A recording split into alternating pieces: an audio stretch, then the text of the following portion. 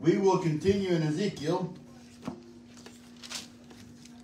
We will continue in Ezekiel chapter 23. If you remember from last week, we got through the first 4 verses, but if we remember the comparison here, we covered pretty heavily into how much God despises and hates sexual sin. And he compares this chapter this week to 2 sisters that are harlots, that take part in all kinds of whoredoms. If we remember, Ahula represents Israel, and Aholiba represents Judah. So we have the 2 kingdoms. We know Israel's done been destroyed. They were to be the example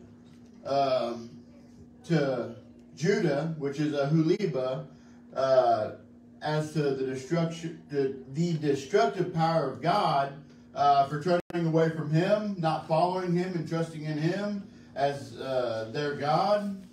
And they chose not to follow, and we'll get right into that this morning as to some of those things that happen. So we'll pick up in verse 5. It says, "And Ahula played the harlot when she was mine, and she doted on her lovers, on the Assyrians, her neighbors." So dote means to be delirious, to have intellect impaired by age, to be excessively in love, for the mind to wander and waver. So here this morning we have Israel, who is represented by Ahula. She was faithful to one man. She was faithful for a very, very short time, and then from the beginning it says she was shortly thereafter. She doted. She saw something else she wanted. She found and she took on many other lovers, and she played the harlot. She wasn't faithful this morning. And in that context, she's married to this man, and she plays the harlot to many of the Assyrians, though the husband ain't going to hold on to her. And it's the same kind of concept we're looking at as Israel was God's, and she, instead of sitting back and being faithful to God and following His ways and trusting in Him and being thankful for that, everything that He provided, because He literally provided all their protections. Nations that surrounded them feared Israel because of their God. The things they had plenty of food and water. They had everything they needed. God provided for them. And then they looked over here across the way, as all history, if we get far enough, we should. This morning, we'll see the same concept with many nations, but sticking with Israel right now, we will see that they looked across the way. They saw what the Assyrians had. They saw their gods. And we look back, they already struggled with the gods that followed them out of Egypt. And so they look at these other things the Assyrians have, and they just kind of add to that, and they continue. What happens is it drives them further away from God. We've been covering this pretty extensively for the last year and a half or longer, but it's important just so you can see that it doesn't take a whole lot. You may think something that you may see as a sin, you think, oh, well, it's something so simple, it's not that big of a deal. Grow and fester into something, and that's all Satan needs, and that's all he's trying to do is get what we would view as a little sin, not that big of a deal in our lives, and Satan will sit there and he'll start picking at that until he can get it to grow. He'll water that sin and water it and water it. Well, once you get used to this little thing, well, this next thing that he's going to try to pervert your life with to separate you further from God, as he did Israel, he's going to make the next sin that we would normally have viewed as a little worse not seem so bad, because you've grown cold and to the sin that you've already allowed in your life. This is where you need to be guarded, as Israel was not, because it brought on Israel's destruction completely and totally. Here's what we got. Here's why this is important also, because Aholiba looked on her sister, Ahula, and instead of sitting back and saying, well, my sister, Judah, looking upon Israel, look at the horrible, terrible things that she's gone through. She wasn't faithful to God. She wasn't faithful to anything God had ordained. And it's a pile of rubbish right now. Completely destroyed. They're in captivity. Many of them are dead. Just wiped out. I don't want to be like that. No. Instead, because of Ahula's actions not being guarded and seeking after God, Satan was able to use that to affect Aholiba, which is Judah. But he went down there and he brought in more and more sin down there, and these false gods and false idols of worship. And what's it say here? As we'll continue on, Aholiba, which would be Judah, was much worse off for it. She became twice the whore as her sister. Much worse. For one, because Judah took witness of what happened in Israel. 100% should have been fresh in their minds, recent history.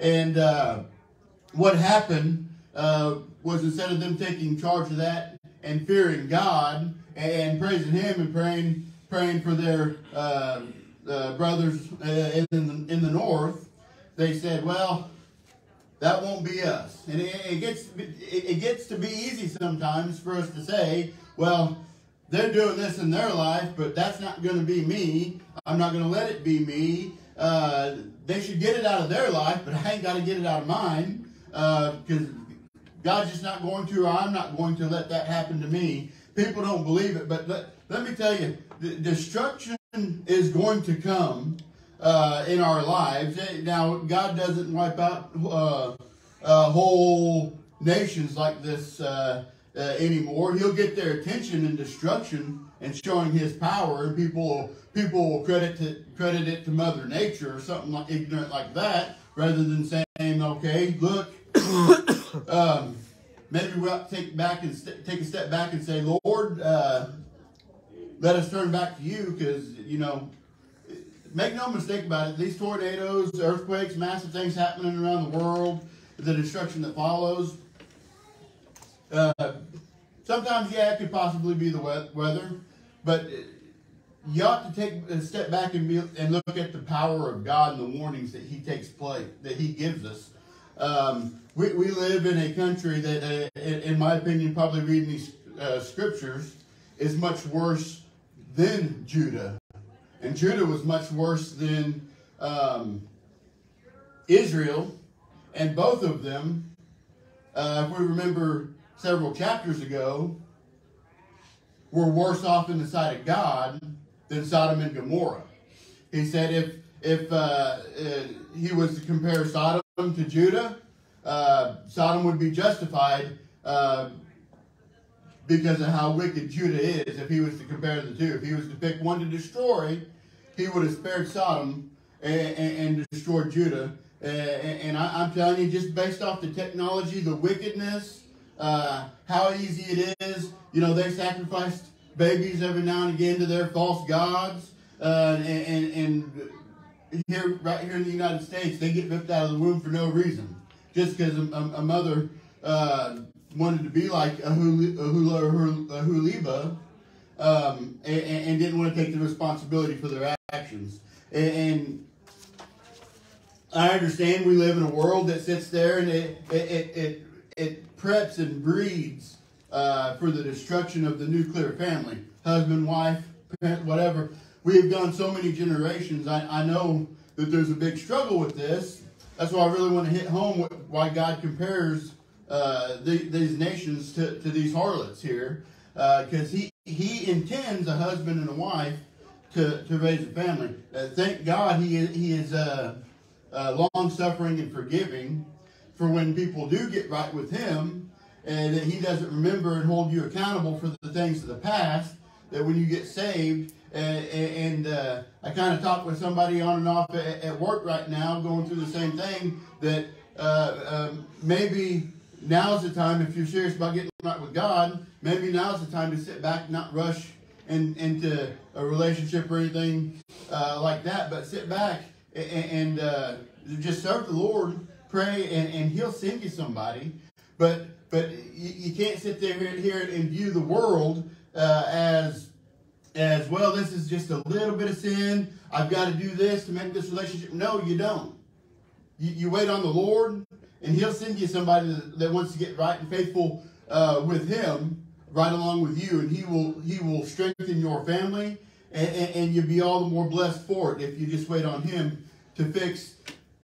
See, it doesn't take us long to wreck things in our lives, but then when we want to get back right with God, we expect Him to fix it immediately, and it doesn't always work like that. Sometimes you got to sit and wait on Him to show that you're ready and you're waiting and you're willing to be faithful to Him, to do the right thing and live right by Him, for Him to bless that and Him to give you what you desire. But first and foremost, He wants to make sure we desire Him, which we should above all things. Amen. People today are too afraid of being alone, and they want everything right now.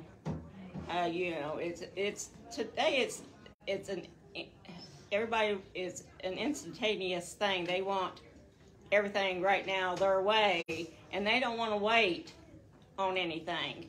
And it's also a throwaway society anymore, so they're not even really interested on working on anything. No, they are not. And, this chapter applies to our life and our country, too, to where, we just can't go around and live any old way we want to. Right. Not without consequence. True. I mean, Ahula thought she could live any way she wanted, and had that work out. Ahuliba thought she could live any way she wanted to, twice as much. Look how that worked out for both of them. Total destruction. Now, Israel loved the Assyrians, and they wanted to be just like them. We'll see that if we make it to 12 today. But we very much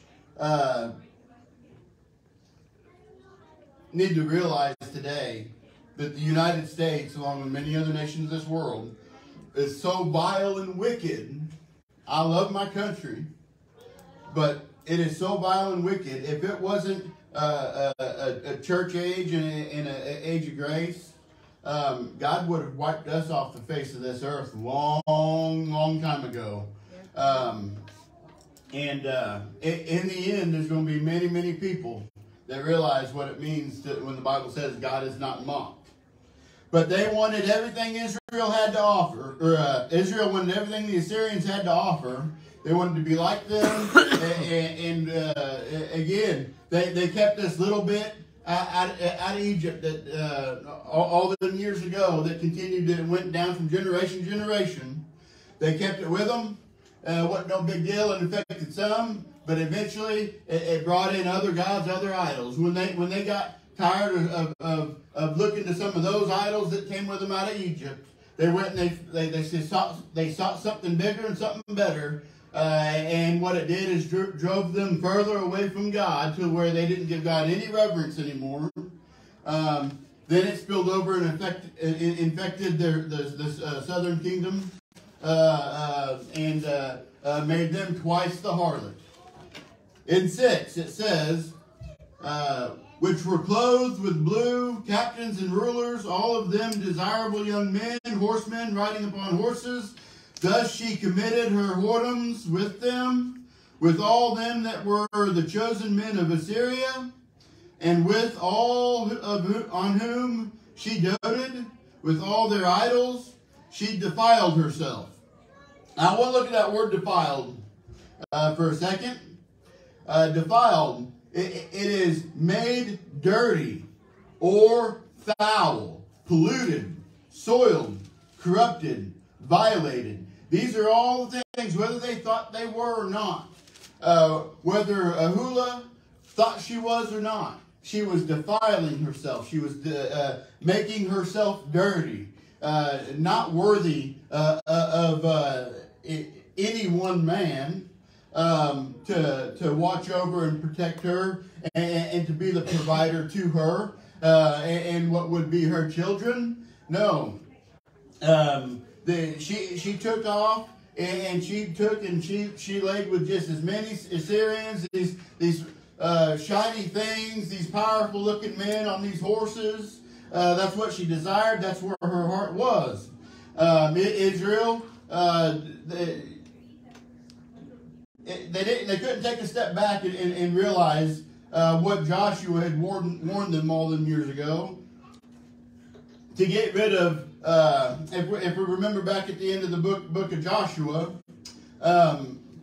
towards the end, Joshua warned them to get rid of the idols, to go in as the Lord finished up their conquering of the land that was given to them when He called them out of Egypt. And Joshua took through and they completed and they defeated these enemies. He warned them to go out and to destroy the remnants that were left in the houses and the cities that they had conquered and destroyed and took people out of. And as they occupied them, they were warned again to leave no remnant of Egypt behind, to get rid of it, destroy it. And he goes on to say, for pretty much, me and my house, we're going to serve the Lord, but take this as a warning. Don't go outside looking for women to marry in outside countries. Don't go serving these false idols, destroy them, and it's going to be nothing good come from it. You fast forward some generations and look at Israel. Israel's done been destroyed. Ezekiel's looking back as he's explaining this to those in captivity, because Ezekiel is in captivity in Babylon. He's sitting here comparing these two nations and what the destruction comes from our actions of sin, and why Judah couldn't get right, and she was much worse off as they're preparing, and we'll get there in the next chapter, I believe, on the destruction of Jerusalem that we've been in for the last few weeks, and the different comparisons the Lord has given Ezekiel to those in captivity to try to wake them up to stop listening to these false priests and to turn their hearts back to Him. But that's the thing about sin festering in your life, is it get roots so deep that you sit there and you try to justify it, no matter how hard of a time you're going through, no matter how much conviction or chastisement the Lord puts in your life about something. You sit there and you'll ignore it, and you'll think, well, this will pass. And I kind of read, I was reading Exodus last night, and I went through the finish up chapter dealing with the plagues, and you can sit there and you can see Pharaoh. This sucks. He calls on Moses, ask him to go speak on the Lord on his behalf. They can go. Lord takes it off. He starts backing off his wrath. And what's he do? He turns back and he goes right back into the sin of not listening to God, though he didn't believe in Him, but he didn't keep His word. And the next thing would get a little worse, until it was too late and it cost him something dear and close to him in his firstborn son. That's what sin will do in your life. You sit there and you try to hold on to it till it takes the Lord doing something drastic to get your attention. And I'm here to tell you, it's completely avoidable if we get over our pride and we look at books like this. We look at it as 100% truth. If it wasn't 100% it wouldn't be in this book as what God is willing to do to get the attention of His people. He's willing to destroy them. Yeah. For some, it's too late. But the remnant that He knew would sit there and finally turn to Him in that total destruction. God will do drastic things to get our attention, to serve Him. I'm here to tell you I can attest to that firsthand. I think it kind of works both ways. He'll do great things, good or bad. As far as He might do something good for somebody your eyes are on to get you to turn your eyes to Him, kind of deal. Absolutely. Absolutely. The other side of that, when you're faithful and serving the Lord, you never know who you're affecting. Right. Just like if you're a known Christian and you screw up and you start going off into a sin-filled lifestyle, you never know who you're affecting. Just like Ruckman said at the end of one of his sermons, people think that, and I know you've heard this several times, but people think, he's sadistic and he gets some kind of pleasure about preaching the way he preaches, and he sits there and says, "No, you think I'm gonna get some?" He starts talking about his mama being in hell, and he said, "You think I'm gonna get some kind of satisfaction on that?" He won't be able to even look on her. He'll just probably close his eyes and look away as he takes witness at the great white throne judgment, as she looks like a maniac. And she's about to get judged and bound hand and foot and cast in the lake of fire. I'm here to tell you, we don't preach and teach the destruction of the Word of God for those that haven't followed Him or the history, because we get some kind of pleasure out of it as Christians. We do it to serve as a warning to the world. I'm here to tell you, if you've got a few extra bucks, get on Baptist Bible Bookstore and get you a book. It's called The Power of Negative Preaching. Good book so far, but it'll show you.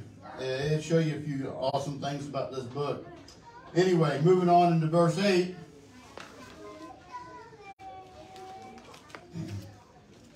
It says, "Neither left she her whoredoms brought from Egypt, for in her youth they lay with her, and they bruised the breast of her virginity and poured their wisdom upon her." I already kind of got into covered verse 8, so we won't stay there long.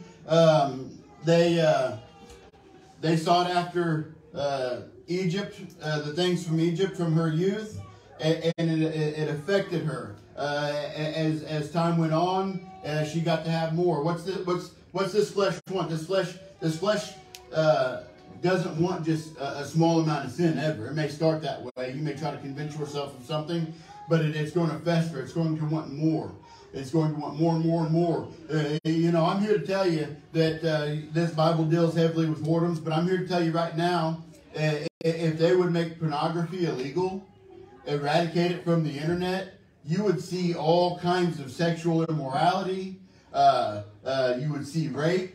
You would see all kinds of things start to change because pornography does something that fuels a fire in people that sits there and gives them unrealistic expectations of what a sexual relationship is meant to be between a man and a woman, and it will give them, here's what it'll do for a man, it'll give them unrealistic expectations to where they can't care about their spouse, their wife. In today's world, it'll give them unrealistic expectations about their girlfriends. Fornication won't be bad enough, but and what it does for females is they think they've got to go this ridiculous extra mile to make their boyfriend happy, what should be their husband happy, or he's going to go find someone else, because that's what's been normalized in our country. That's been what's been normalized in this world as a large part. But it's just sit there and festered by these unrealistic expectations. And you can watch some of these women that do come out of that industry, and they get saved, and they give these interviews about the realistic, about the realism of what's expected from them. Many of them, while they do it, don't want to be there. And so it's kind of a twofold deal.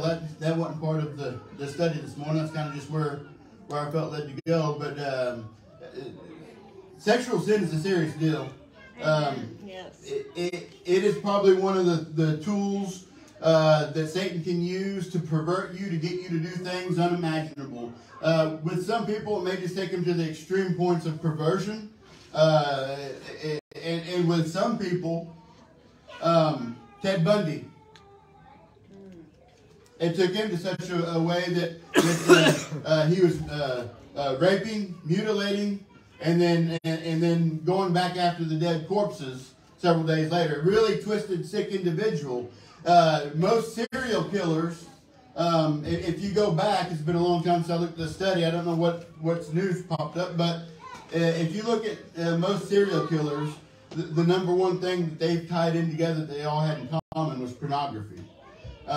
It does something to your brain that Satan can really use and twist and manipulate you to do some wicked and evil things. Look at that BTK killer. He was going after some awful small young ladies, sick, twisted. And you know, there could have been just one person say something to them. Just one Christian before it ever started that could have changed that path for that person. You know, just one person. It's very real. And that's why if we're out, you know, and God is telling you to say, hey, just say God bless you. Just say something. Mm-hmm. You know, then do it. Like Zorn said in one of his messages that I listened to the other day, he said, you know, he don't want to sit there and not say something to somebody and then look there in the day of judgment and watch 35 people. I think that was the one that might have been right now. I get twisted, but and sit there and have to watch 35 people get cast into the hell because of something he did, not serving the Lord. Exactly. It ain't worth it this morning. No. You know, and sin is like, it's a cancer. People don't ever get a cancer diagnosis and sit there and think, well, it's just cancer, it's no big deal. No, they take it very serious right from the get-go. What do you mean I've got cancer? Because if they sit there and say, oh, cancer, it's no big deal, it's going to destroy you. It's going to tear you down, and it's going to destroy you and eventually kill you. Yeah. Not saying all sin will do that, but it might. It might kill you eternally. That's what some people can't realize, this world can't realize, is you got to look on eternal things. It's not always what happens in this short life. The Bible doesn't. The Bible guides us to what we ought to live and how we ought to live for this life. You live to be 100. Let's just be wild with it today. Let's say you live to be 120 years old. That's an awful small amount of time compared to eternity. To sit there and please your flesh and deny God rather than serving Him. Now, next week, we didn't get that far, but next week, try to keep this in remembrance. Next week we should we'll get back into 2 Kings for before it's all said and done. But we'll see more in depth of what has happened with Israel and how it affected Ahuleba, which would be Judah, and we'll go back to 2 Kings to see what Ahaz did, but what he did to pervert God's word, and we'll have a pretty good what the Lord give me in comparison to this book right here and what the world's done to it. We'll pick up in 9 next week. If anybody ain't got nothing else to say or add or comments, questions, concerns, you can call me a fat bald idiot if you want to. I don't care. Let's stretch our legs for